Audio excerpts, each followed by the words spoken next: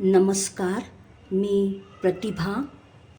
सप्तशृंगी किचनमध्ये आपण आज अगदी 10 मिनिटात होणारं लोणचं बनवणार आहोत आणि चव तर विसरणारच नाही तुम्ही. लोणचं बनवण्यासाठी अशी हिरवीगार कैरी घ्यायची आहे. गावरान ह्या आंबट कैरीचं लोणचं खूपच छान होतं. पण तुम्हाला जर आंबट चालत नसेल तर कोणी तोतापुरी म्हणतं, कोणी कलमी म्हणतं, ती कैरी घेतली तरी चालेल.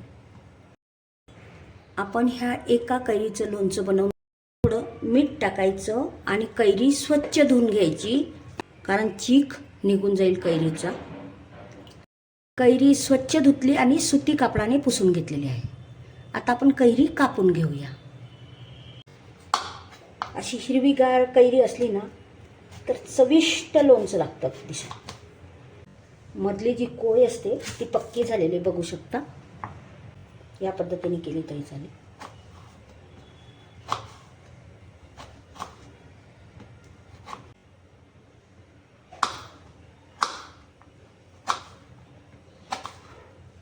कैरीची साल काढली तरी चालते, पण साल ठेवली तर लोणचं अतिशय चविष्ट होतं.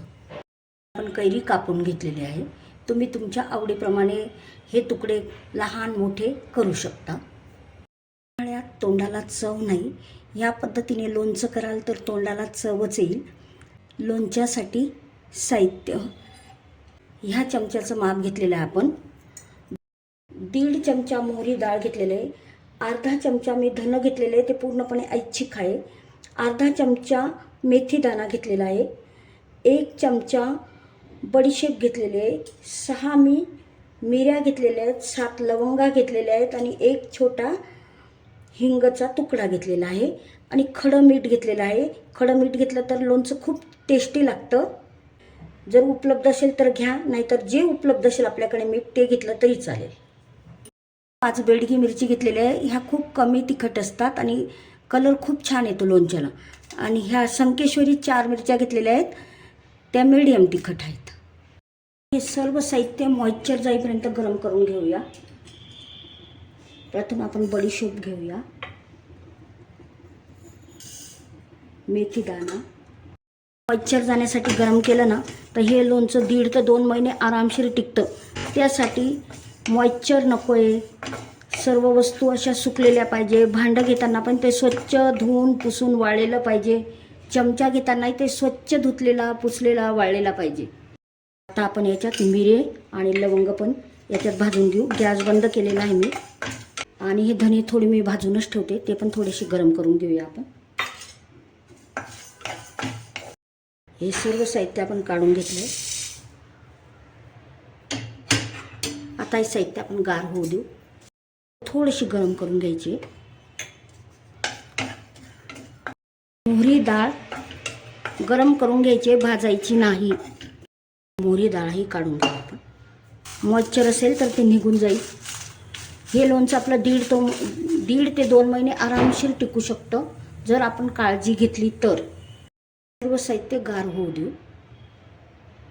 सर्व मसाला आपण आता मिक्सरमधून काढून घेऊया. आपण ह्या मिरच्या सुद्धा काढून घेणार आहोत. या पद्धतीने थोड्याशा चुरून घ्यायच्या आहेत. थोडं मीठही टाकून घेऊ आपण. 1.5 महिने आरामशीर टिकतं, पण लोणचं जर 1.5 महिना टिकवायचं असेल तर मिठाचं प्रमाण जास्त घ्यावं लागतं.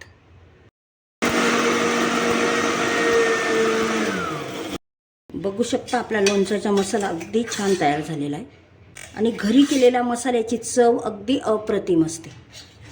नाट असा लोणच्याचा मसाला तयार झालेला आहे बघू शकता. लोणचं 1.5 ते 2 महिने आरामशीर टिकू शकतं. त्यासाठी तेलाचं प्रमाण, जर लोणचं आपल्याला जास्त दिवस टिकवायचं असेल तर तेलाचं प्रमाण जास्त घ्या. आमच्याकडे 4-5 दिवसातच संपतं. तेल गरम झालं की नाही कसं ओळखायचं आहे बघा. लवंग टाकली मी, ती लवंग वरती आली, आपलं तेल तापलेलं आहे बघा. या मसाल्यापासूनच आपण 2 प्रकारचं लोणचं बनवणार आहे. तेल आता खूप उकळतही नाही ठेवायचं आणि खूप गारही नाही.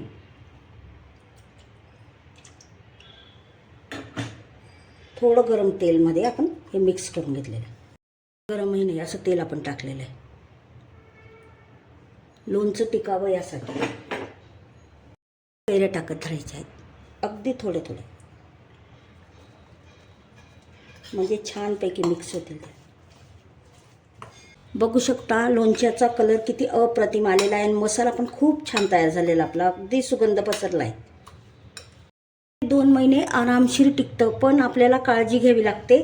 आणि लोणचं जर जास्त दिवस ठेवायचं असेल तर तेलाचं प्रमाण वाढवावं लागेल. आपण 2च छोट्या पळ्या तेल टाकलेले, तर 4 पळ्या आपल्याला तेल घ्यावं लागतं. आणि आपलं हे तिखट लोणचं झालेलं आहे. आता गोड लोणचंही मी बनवून दाखवणार आहे तुम्हाला. आपली हळद टाकायची राहिली होती, आपण आता हळद टाकून घेतो. हळदीमुळे सुद्धा लोणचं टिकण्यास मदत होते. अगदी भन्नाट लोणच्याची चव झालेली आहे, बघू शकता. खूप सुगंध पसरलेला आहे लोणच्याचा. हे लोणचं आरामशीर 1.5 ते 2 महिने टिकू शकतं. पण वापरण्याची भांडी स्वच्छ उन्हात वाळवलेली असावी. चमचासुद्धा स्वच्छ पुसून घेतलेला वाळलेला असावा. तर असा गूळ किसायचा आहे. गूळ किसून घ्यायचा आणि ह्या लोणच्यात आपण 1 चमचा गूळ टाकलेला आहे. हा अर्धा चमचा आणि हा अर्धा चमचा. असं मिक्स करून घ्यायचं. हा किसलेला गूळ बरोबर लोणच्यात विरघळतो आणि गोड लोणचं पण आपलं तयार झालेलं आहे, बघू शकता. हे तिखट लोणचं आहे. तुम्हाला जर गोड लोणचं आवडत असेल तर त्यात आपण किसलेला गूळ आवडीप्रमाणे मिक्स करायचं आहे. आपलं गोडही लोणचं तयार होतं आणि तिखटही लोणचं तयार होतं. चटपटीत तिखट लोणचं, गोड लोणचं या पद्धतीने बनवा आणि सप्तशृंगी किचनला लाईक, शेअर, सबस्क्राईब करा, कमेंट करा.